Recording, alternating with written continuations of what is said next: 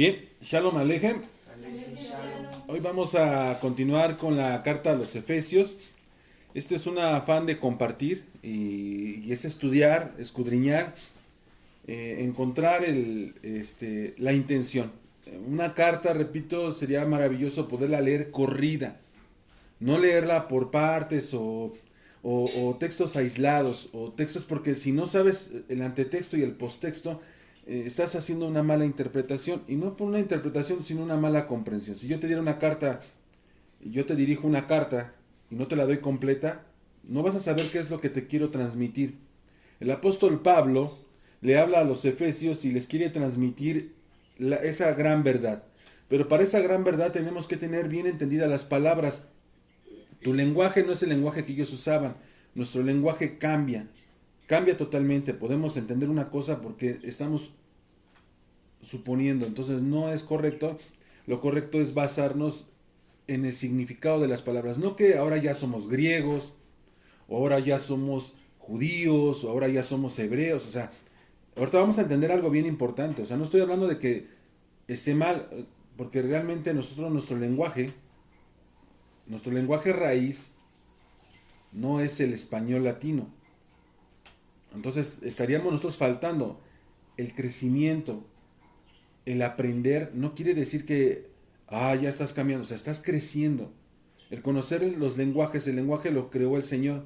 Ese lenguaje es para podernos transmitir. Entonces tenemos que saber el significado de las palabras. Cuando somos pequeños estamos aprendiendo y estamos introduciéndonos en el aprendizaje de poder leer. Te dicen que tienes que ir al diccionario para poder saber el significado de las palabras para que las puedas emplear de una manera correcta. Entonces, entre más estudias, más vas a poder comprender y más vas a poder entender el concepto. Vas a entender cuál es el propósito. Eso es lo más importante, el propósito de la carta. Vamos con el capítulo 2, pero en el capítulo 1 vimos el significado y la base. Aquí ponemos, bueno, lo pasado fue, del capítulo 1 fue la buena noticia que refiere a Evangelio, que es una buena noticia. Salvación, que se refiere, cuando dices salvación, si tú estás en la cárcel y yo te salvo pagando tus infracciones, ¿sí? No quiere decir que ya eres salvo para siempre. Si tú vuelves a cometer errores, puedes regresar a la cárcel. ¿No es cierto? O sea, eso es lo que todos piensan, que ya una salvación y ya se acabó. Ya puedo ser lo que yo quiera otra vez. No. Pecado. La palabra pecado refiere a infringir la ley de Dios. Redención refiere al rescate, comprar de nuevo. Es decir, comprar otra vez, recuperar algo que se te había perdido. A eso vino el Mesías. Vengo a buscar y a salvar todo lo que se me había perdido. No estoy diciendo voy a buscar a otros que ni me conocen. No. Todo lo que se me había perdido. Por eso dicen, mis ovejas escuchan mi voz. Entonces, todo a eso refiere. De hecho, le dijeron, maestro, no vengo a los gentiles, vengo a la casa de Israel. La casa de Israel no comprende nada más a los judíos, sino comprende a todas las demás 10 tribus que se apartaron del pueblo. Bien, santo significa, Apartado. y la palabra fe, Fidelidad. fidelidad y verdad. La palabra verdad, podemos adentrarnos cuando dice verdad. La palabra verdad refiere a estar cimentado sobre la estructura de los profetas, a estar cimentado en lo que es la estructura de la Torah, que es la instrucción. Entonces, bien, cerró el capítulo 1 diciéndonos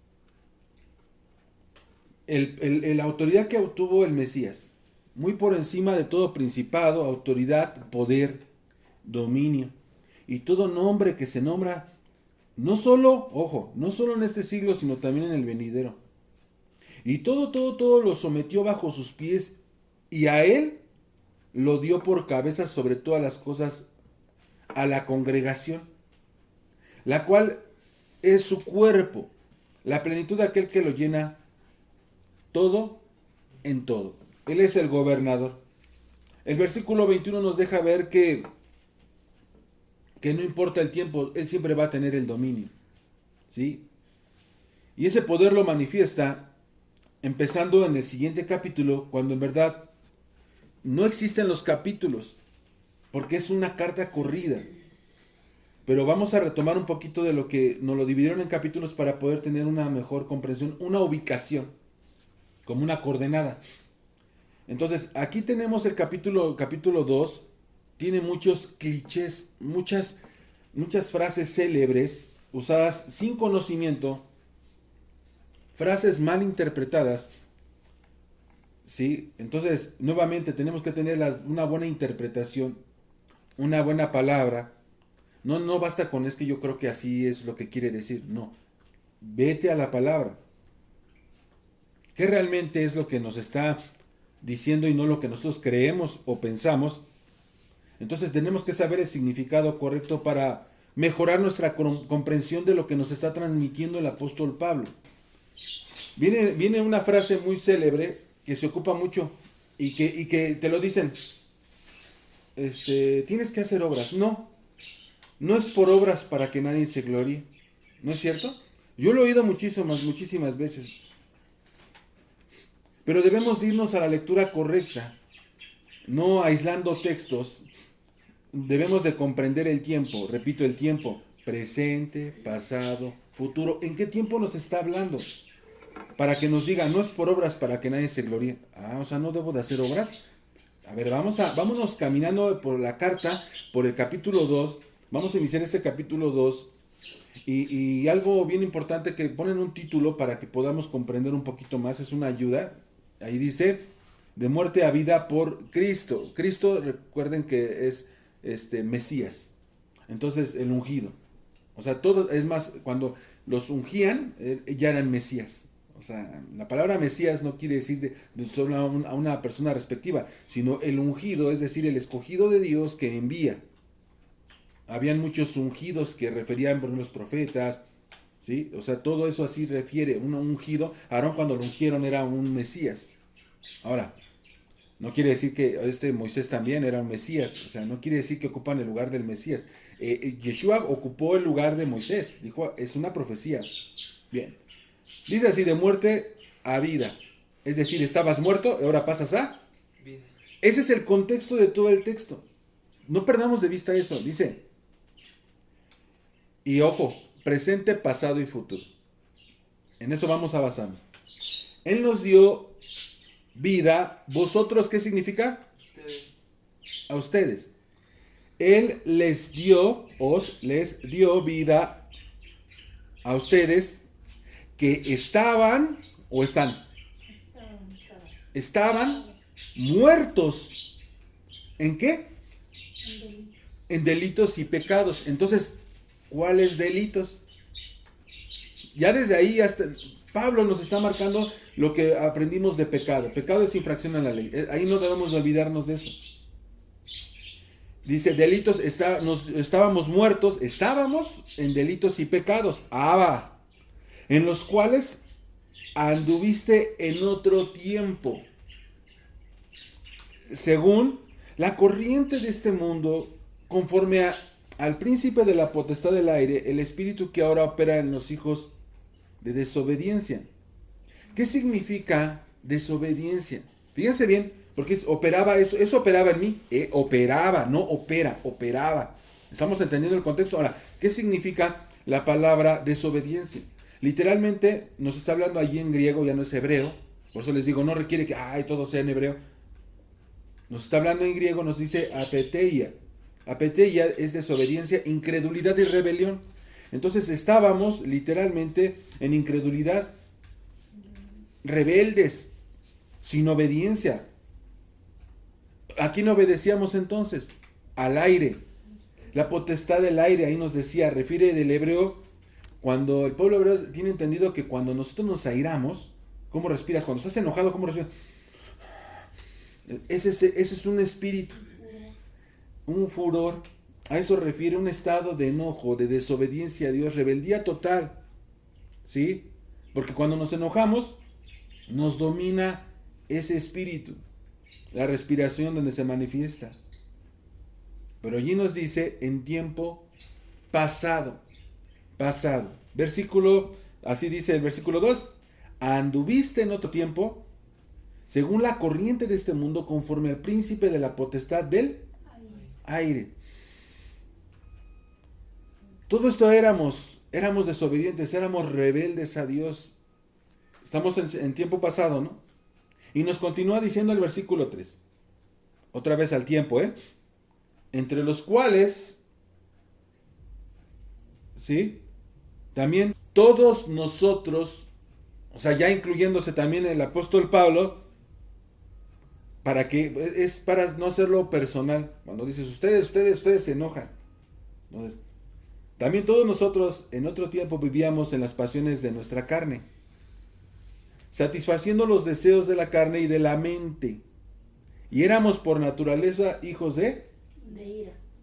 lo mismo que los demás. Está haciendo una separación. Los de afuera y los de adentro. Pero, aquí cambia. Éramos. Ahora, pero, versículo 4. Dios, que es rico en misericordia, por causa del gran amor con que nos amó, aun cuando estábamos, ¿qué tiempo es? Pasado. Muertos en nuestros delitos, en las infracciones, en los pecados, estábamos perdidos, nos dio vida juntamente con el Mesías. Y dice así, entre paréntesis, así está: por gracia habéis sido salvos. ¿Sí? Estábamos muertos en nuestras infracciones ante su ley, ¿sí? No a la ley del hombre, sino a la ley de Dios, a los mandamientos que no obedecíamos, aunque no lo conocíamos, ¿sí? Somos culpables aún por ignorancia. Pero al estar muertos en nuestros delitos, porque la paga del pecado es muerte, ¿sí? Si vemos, hay en cada Biblia, como lo quieran ver, tiene unos numeritos, se llaman referencias. Es decir, esto me está hablando exactamente de lo mismo acá, me está hablando desde tal fe, desde tal texto. Es decir, puede ser una referencia de donde lo están diciendo. Ahorita vamos a ver una, cuando te escriben mayúsculas, quiere decir que eso ya está escrito desde antes, ¿sí? O escrito está.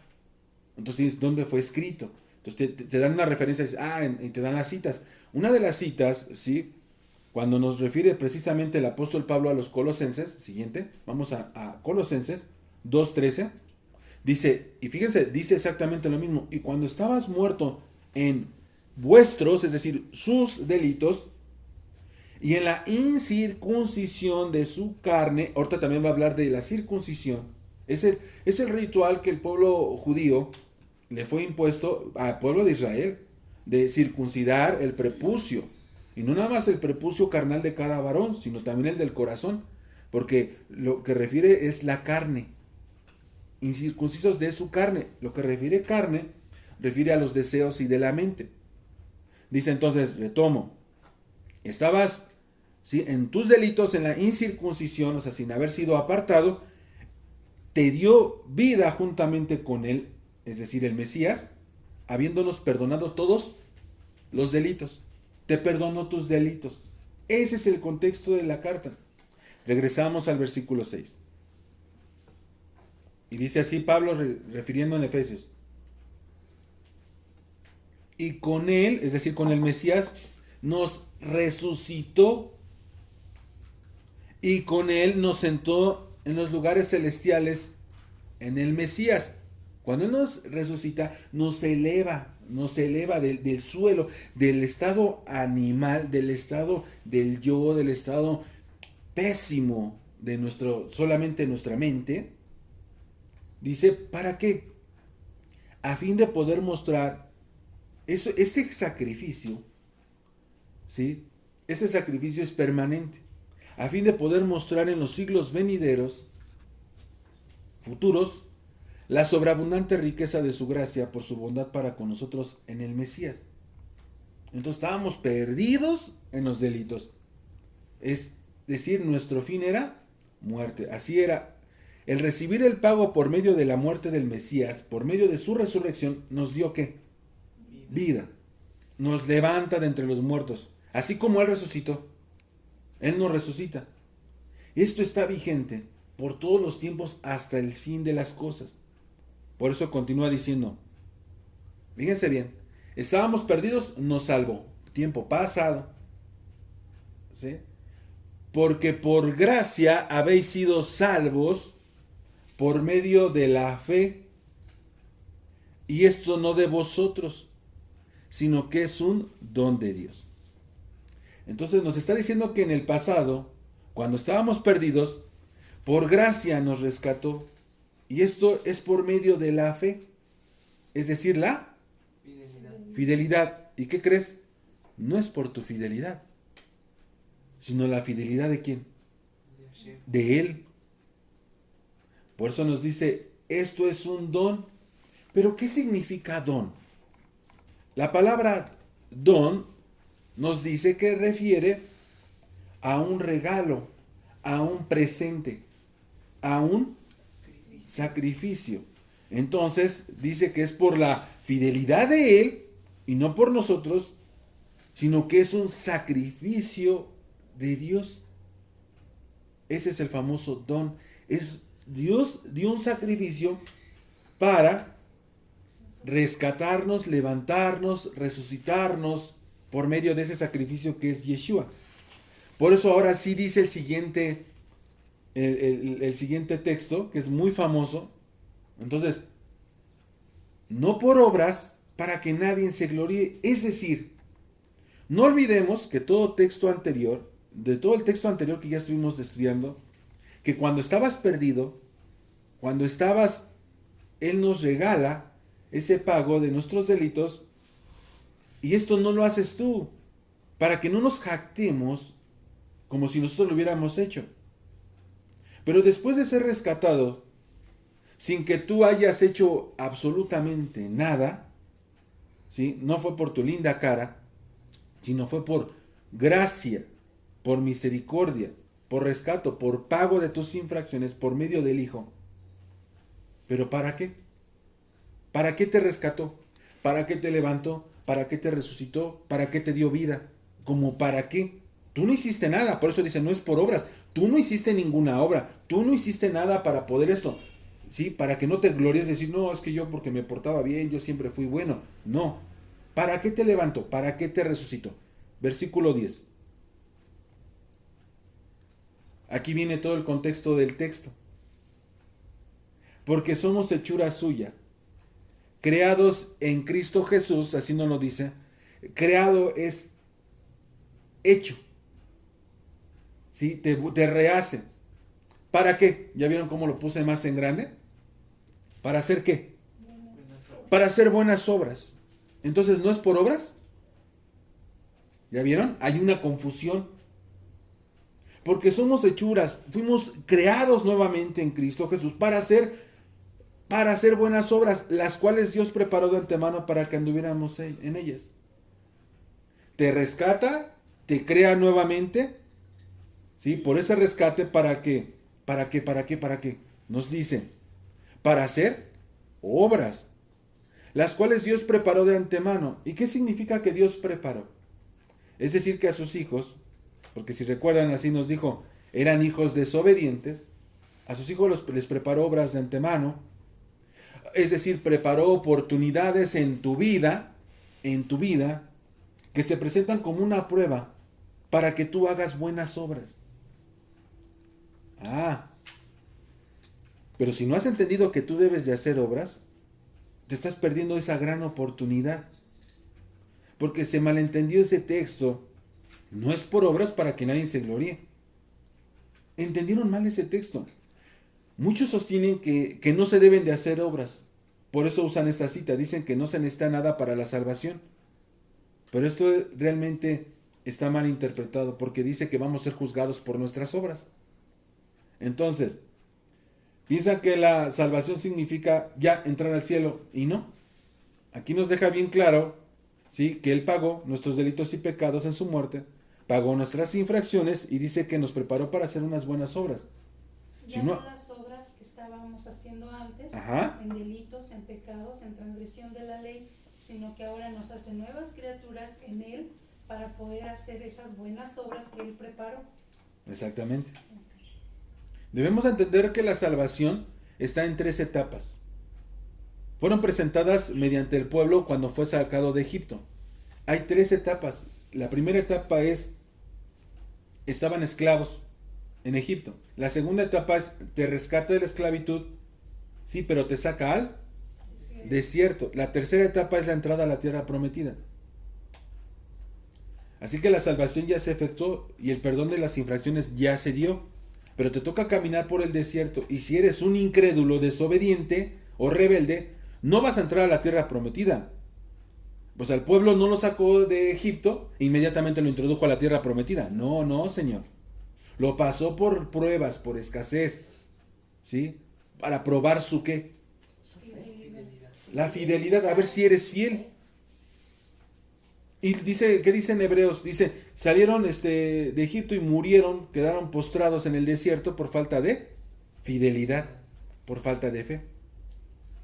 Entonces, por medio de Dios nos recreó para que hiciéramos obras. Es decir, las obras no se hacen en un templo, en una iglesia, como le quieras llamar, en una reunión. No, las obras se hacen en tu diario vivir.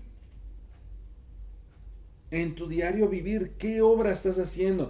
Diario vivir, a tus hijos les siembras, a tus hijos les estás, toda tu actitud, toda tu manera de ser, tienes que estar sembrando. Tienes que estar sembrando, le estás forjando un carácter. Para que cuando salgan al mundo ese carácter funcione. No los puedes sacar del mundo ni apartarlos y ya no van a salir, ya no van a ser, ya no. O sea, los quieres proteger, dales la información necesaria. Porque de todas maneras van a salir, ellos van a tomar sus propias decisiones. Y eso no es culpa tuya. Porque, por ejemplo, Judas se sentó a la mesa con Yeshua. Y estuvo ahí sentadito y estuvo aprendiendo lo mismo que los demás, los otros 11.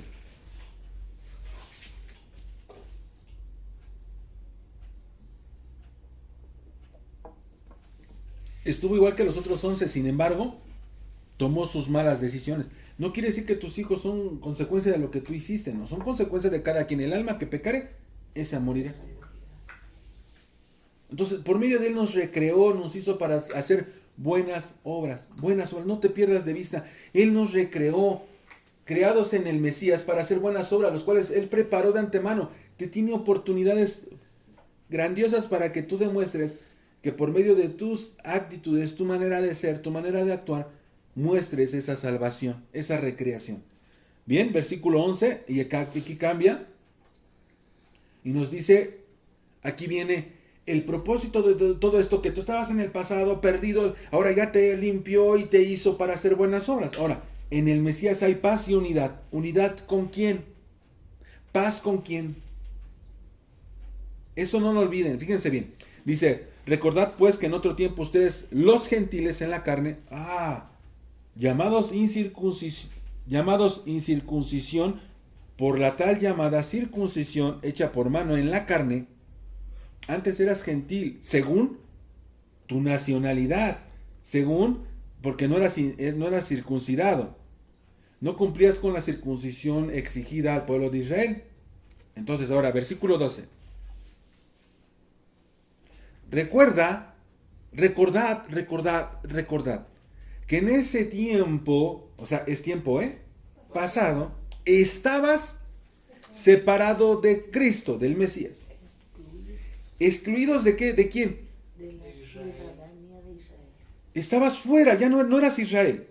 Extraños a los pactos de la promesa. O sea, tú ni nada que ver.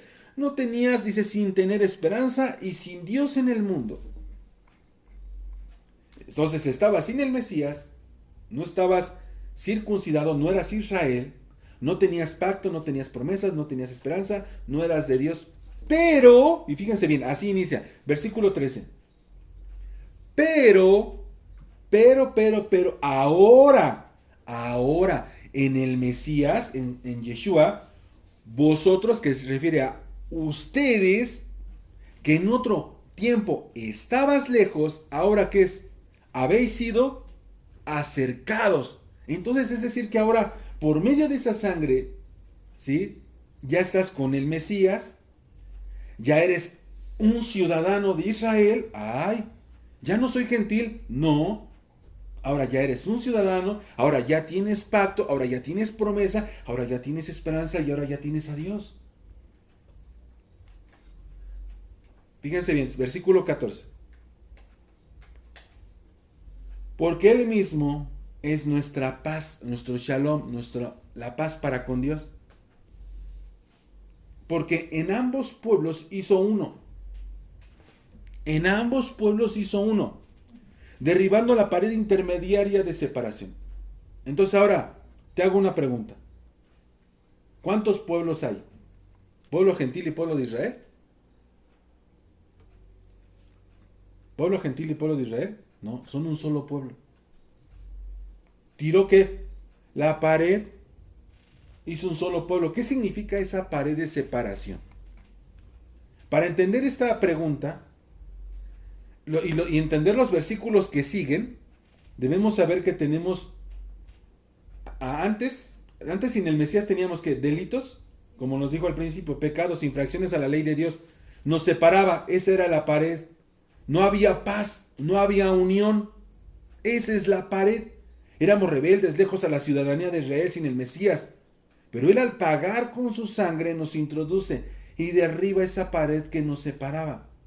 Ahora, si entendiendo esto, que la pared refiere a la violación de los mandamientos, que estaban bien expresados en ordenanzas, que las cuales nosotros no hicimos en tiempos establecidos, por eso no estábamos en paz para con Dios, por no obedecer los mandamientos. Ahora sí, dice el versículo 15.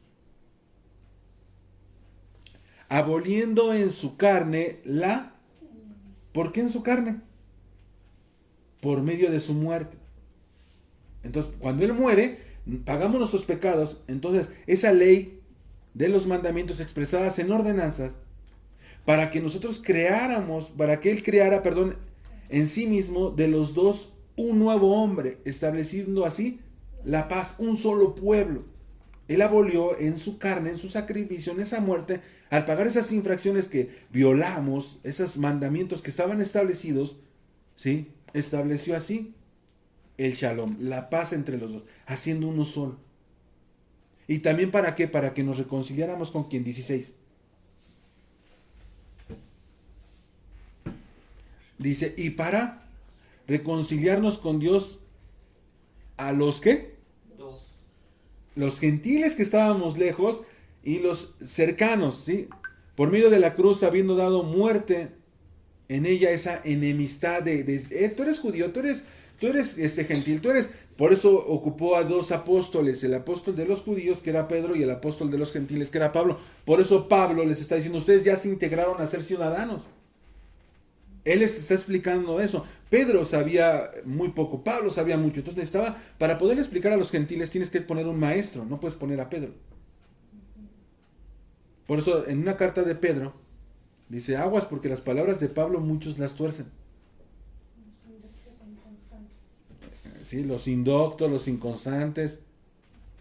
Y eso podemos ir palabra por palabra y está muy buena.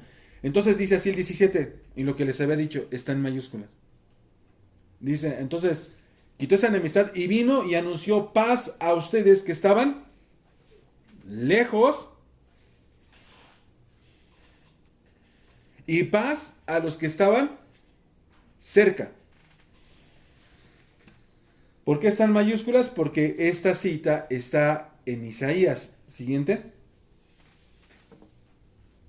Isaías 57, 19. Poniendo alabanza en los labios, paz al que está lejos y al que está cerca, dice el Señor, y yo lo sanaré. Eso así fue. No hay sanidad. Sí, los que estaban lejos somos nosotros.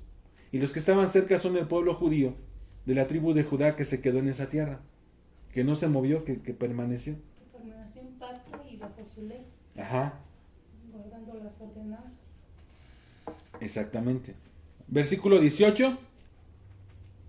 Porque por medio de Él, es decir, por medio del Mesías, los unos y los otros tenemos nuestra entrada al Padre, es decir, los gentiles que son Israel, en un mismo espíritu.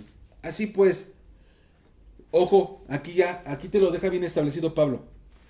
Ya no eres extraño ni extranjero, es decir, dejaste de ser gentil, sino que eres un conciudadano de los santos y son la familia de Dios. A esta altura de la lectura de Efesios 2, ¿eres Israel o eres un gentil? Israel. ¿Eres un extraño o eres pueblo de Israel? Eres pueblo de Israel. Por medio del Mesías te unió por ese sacrificio, te unió al olivo, te injertó. Tú siendo extraño, te injerta en el verdadero. Ese es el Evangelio. Ese es el Evangelio. Esa es la buena noticia. Puedes regresar a casa. Puedes regresar a casa. Versículo 20. ¿Y qué tenemos que hacer? Crecer, ¿qué? Es edificar. Ya está la base. Él ya nos unió, nos reconcilia. Luego dice, edificados sobre el fundamento de los apóstoles. ¿Cuál es el fundamento de los apóstoles? Lo que estaban enseñando, poder recibir ese sacrificio. ¿Por qué? ¿Por qué tengo que entender eso? Porque no había sacrificios humanos. No había sacrificios humanos. Y lo que ellos estaban enseñando era que se aceptara el sacrificio del Hijo de Dios. Independientemente de eso, ningún sacrificio de animal podía contra los pecados de muerte. Digamos que una vez tú no habías sido circuncidado al 8º día, quedabas desechado completamente del pueblo de Dios. Y así había varias reglas que si no las cumplías quedabas desechado del pueblo de Dios y no existía un sacrificio que te volviera a regresar a unirte. Mas sin en cambio, en el sacrificio de Yeshua, ahí viene ese sacrificio perfecto que te permite esa entrada nuevamente, algo que no había, no existía. Entonces, pero es que eso, por eso dice, el sustento es apóstoles y profetas. O sea, vamos a ir edificándonos sobre el fundamento. Los apóstoles están estableciendo que el sacrificio de Yeshua es la limpieza de los pecados para poder volver a regresar a casa de esos pecados de muerte. Te puede hacer regresar a casa. Y de los profetas, porque fue profetizado que así sería. Entonces, ya ese fundamento tienes que seguir creciendo, seguir fundamentándote, seguir edificando, va para arriba. Siendo el Mesías la piedra angular, es la que sostiene todo. El Mesías es la que hace la unión, el que hace la paz. En quien todo el edificio bien ajustado va creciendo para ser un templo santo en el Señor. En quien también ustedes son juntamente, le está hablando a los gentiles. Estamos en la carta de los Efesios, no está hablándole a pueblo de Israel, o sea, pueblo de Israel esparcido, gente que estaba fuera, que era pueblo de Israel. Era ajena al pacto, que había violado. Por ejemplo, si no guardas el Yom Kippur, no haces el ayuno, dice, lo desecharás. ¿Cuántos Yom Kippur guardaste? No, pues ya tengo tantos años sin haberlo hecho. Automáticamente quedas fuera. Esos son los que te hacen regresar. El Mesías te permite regresar por esos pecados de muerte. Dice entonces, en quien también ustedes son juntamente edificados para la morada de Dios en el Espíritu, en el Roa. No solo el judío, también ustedes. Ustedes también son morada, somos somos el mismo Israel. Así que te pregunto, entonces, todo lo que está escrito en las escrituras, cuando tú regresas, cuando tú retomas, tienes que volverte a formar y volver a hacer todo lo que está escrito, porque ahora ya eres pueblo de Israel. Debes de hacer obras, porque Dios las prepara de antemano. Es una oportunidad, debemos de abrir los ojos. Pablo nos está enseñando en esta carta que debemos de aprovechar. El Mesías nos recrea, nos levanta para que hagamos buenas obras, porque vamos a ser juzgados por las obras. Y nos prepara para hacerlo como una prueba, para que nosotros la identifiquemos. ¿Y cuántas veces la hemos regado y no hemos visto esas oportunidades de hacer una buena obra que Él preparó de antemano? ¿Sí? Así que este estudio de Efesios capítulo 2 hasta aquí termina. Me gustaría hacer un ejemplo con lo que estás diciendo al final. Para muchos es difícil entender que la ley sigue vigente y que hay que cumplirla. Ajá. Pero si nos damos cuenta, me acuerdo cuando fuimos, la primera vez que fuimos a Toluca, no conocíamos la ley de tránsito.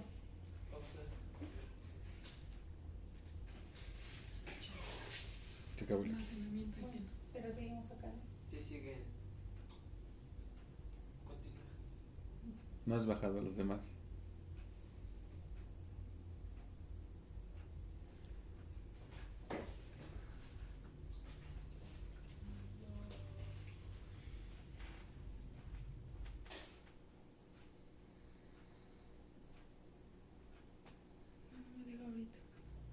Termina.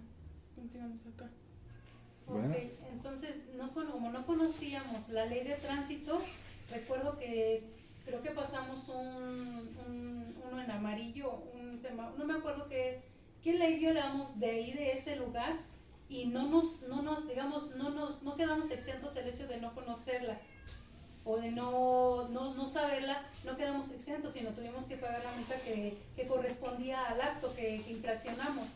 Entonces, si nosotros comprendemos ahorita, si eso es aquí en la tierra, algo tan sencillo, es algo que tenemos que entender, que si nosotros nos adherimos al pueblo de Dios, si nos adherimos a los pactos y las promesas, es necesario que conozcamos la ley, no para decir que ganamos la salvación por medio de esas obras, sino por cuanto somos llamados tenemos que respetar esa Es que ley. hay una confusión allí. Por ejemplo, tú dices, estamos en la cárcel.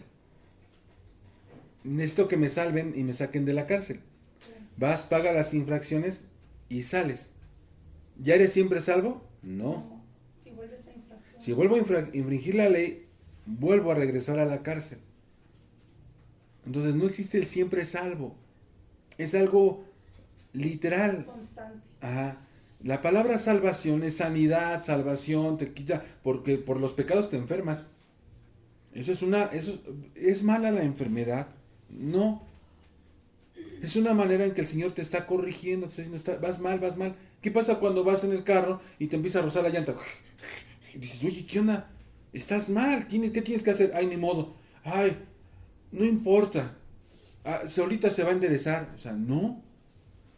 No, tienes que ir a arreglar la pieza, llevarla al mecánico, corregir. Debemos corregir. Cuando te enfermas, cuando se descompone el carro, lo tienes que llevar. Y el mecánico tiene que reflexionar y tiene que analizar la situación y ver qué fue lo que provocó ese ruido, ese malestar. Lo mismo el doctor debe de hacer exactamente lo mismo. Debe de analizar, debe de observar. No, ten un paracetamol. O sea, no. ¿Por qué te está doliendo? ¿Qué fue lo que hiciste? Tiene que haber un análisis, una reflexión. No es, sí, nada más dale esto, ya, vámonos. Eso no es curar. Tienes que corregir el mal. ¿Sí? Muchos, ahorita en este tiempo de pandemia, muchos están enfermos por el miedo. ¿Qué pasa con el miedo? El miedo hace que tus defensas bajen. Y al bajar tus defensas, automáticamente cualquier cosa puede entrar y minarte, destruirte. El miedo, y eso es por medio de un pensamiento. El Señor nos preparó el cuerpo para nosotros poder sanarnos. Nos hizo un cuerpo que se repara solo. Ay, estás loco. Ajá, hazte una herida y solita va a sanar. No vas a hacer absolutamente nada. Nada más tienes que apartarla de la contaminación. Y ya así solito el cuerpo va a sanar, se va a hacer una cosa, se va a desaparecer. Quizás te quedará una reseña ahí muy pequeña. Pero si tienes el cuidado de no permitir que se infecte, que entre algo ajeno, algo malo, va a sanar. Tu cuerpo está diseñado para eso. Todo tu ser, tu cuerpo está diseñado para expulsar toxinas. Tu cuerpo está diseñado para irse sanando, para tener procesos de curación. Esa es su ley. Esa es una ley que estableció en nuestros cuerpos. Bien, pues que el Eterno sea con cada uno de ustedes. Amén.